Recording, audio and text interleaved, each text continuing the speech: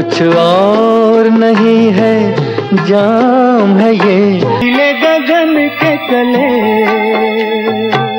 धरती का प्यार पले, इमली का बूटा बेरी का पेड़, इमली खट्टी मीठे बेर। दुनिया इस अभिनेता को राजकुमार के नाम से जानती है, लेकिन इनका व्यक्तित्व, इनका अंदाज, रहन सहन, व्यवहार और शानो शौकत किसी राजकुमार से कम नहीं था। अगर बात संवाद अदायगी की हो तो राजकुमार हमेशा याद किए जाते रहेंगे। हम तुम्हें मारेंगे और जरूर मारेंगे, लेकिन वो बंदूक भी हमारी होगी, गोली भी हमारी होगी और वक्त भी हमारा होगा। कि शेर को सांप और बिच्छू काटा नहीं करते, दूर ही दूर से रेंगते हुए निकल जाते हैं। कि जब खून टपकता है तो जम जाता है, अपना निशान छोड़ जाता है और फिर चीख चीख कर पुकारता है कि मेरा इंतकाम लो।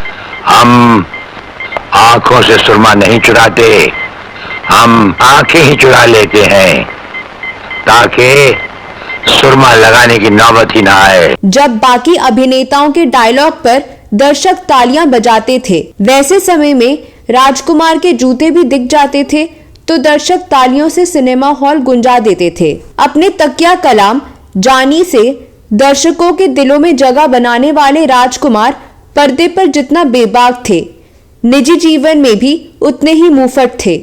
जो दिल में आता था सामने वाले को बोल देते थे। तो हम तुम्हें वो मौत देंगे जो ना तो किसी कानून की किताब में लिखी होगी और ना ही कभी किसी मुजरिम ने सोची होगी। ये बात तो सोचते भी नहीं थे कि सामने वाले को इसका बुरा लगेगा या नहीं। उन्होंने कभी इस बात की परवाह नहीं की कि कौन उनसे नाराज है और कौन खुश। वो बस अपना काम करते गए। बिल्ली के दांत गिने नहीं और चला शेर के मुंह में हाथ डालने। ये बदतमीज हरकतें अपने बाप के साथ घर के आंगन में करना। इस वीडियो में उसी राजकुमार की बात करने जा रही हूँ।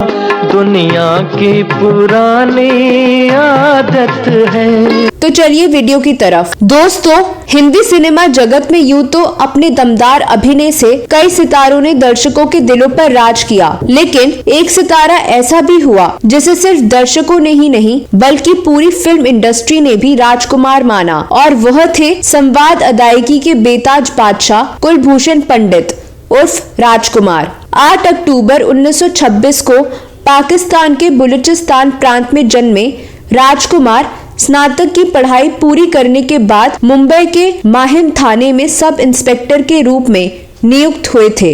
इसी बीच एक दिन रात में गश्त के दौरान एक सिपाही ने राजकुमार से कहा कि हुजूर, आप रंग ढंग और कद काठी में किसी हीरो से कम नहीं हैं। फिल्मों में यदि आप हीरो बन जाएं तो लाखों दिलों पर राज कर सकते हैं। और राजकुमार को सिपाही की यह बात जच गई। फिर क्या था, उन्होंने फिल्मों में अभिनय करने का मन बना लिया। संयोग की बात है कि वह जिस थाने में तैनात थे वहां एक बार फिल्म निर्माता बलदेव दुबे किसी काम से आए। उन्हें राजकुमार का अंदाज इतना पसंद आया कि अपनी फिल्म शाही बाजार में काम करने का ऑफर दे दिया।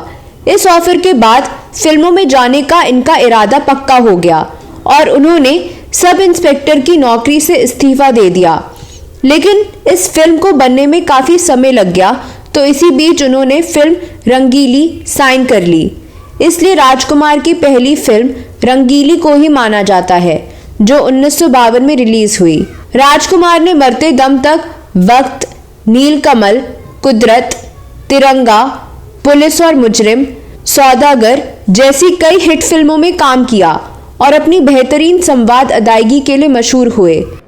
हम तुम्हें मारेंगे और जरूर मारेंगे, लेकिन वो बंदूक भी हमारी होगी, गोली भी हमारी होगी और वक्त भी हमारा होगा। फिल्मों में अपने विलेंस और विरोधियों को वो ऐसी लाइनें फेंक कर मारते थे कि सामने वाला जलालत से पहले ही मर जाता था। 42 साल के करियर में उन्होंने रोल भी पुलिस वालों, आर्मी ऑफिसर्स और ठाकुरों के किए। फिर एक समय ऐसा भी आया कि राजकुमार बॉलीवुड के ऐसे कलाकार बन गए कि उन्हें 80 के दशक में सबसे ज्यादा अवार्ड मिले। राजकुमार बॉलीवुड के ऐसे कलाकारों में याद किए जाते हैं जिनकी डायलॉग डिलीवरी का अंदाज बेहद ही उम्दा था और उनकी रौबीली आवाज तो आज भी लोगों के जहन में बसी है।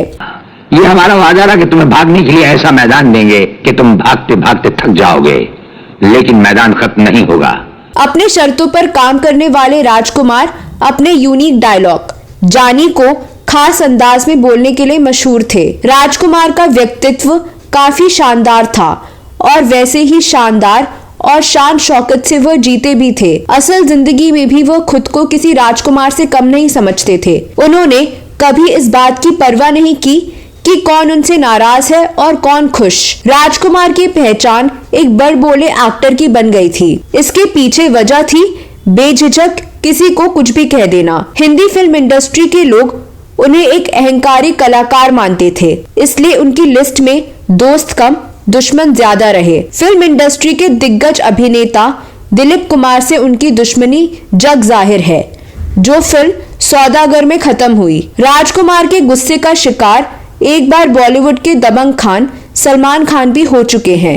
एक बार सलमान खान की एक चूक पर बुरी तरह भड़के राजकुमार ने सलमान खान को सबके सामने कसकर लताड़ लगाई थी। मीडिया की खबरों के मुताबिक 90 के दशक में सलमान खान की फिल्म मैंने प्यार किया की सक्सेस पार्टी रखी गई थी। फिल्म के डायरेक्टर सूरज बड़जात्या ने राजकुमार को भी निमंत्रण दिया था। पार्टी के दौरान जब सूरज बड़जात्या ने सलमान खान को राजकुमार से मिलवाया तो सलमान उन्हें पहचान नहीं पाए।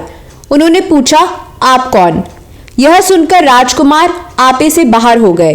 गुस्से में बोले, बेटा अपने अब्बा से पूछकर आओ कि हम कौन हैं। जब सूरज बड़जात्या ने सलमान को उनका नाम बताया तो सलमान को अपनी गलती का एहसास हुआ और उन्होंने राजकुमार से माफी मांगी। लेकिन राजकुमार तो राजकुमार थे, वहां रुके नहीं और पार्टी छोड़कर चले गए। बॉलीवुड गलियारों में राजकुमार के गुस्से की इसी तरह से तमाम कहानियां सुनी और सुनाई जाती है। बाद में राजकुमार को गले में कैंसर हो गया था। उस दौरान उन्हें खाने पीने से लेकर सांस तक लेने में तकलीफ होने लगी थी। राजकुमार की तबीयत लगातार बिगड़ती जा रही थी। ऐसे हालातों में भी वह नहीं चाहते थे कि किसी को भी उनकी बीमारी के बारे में पता चले।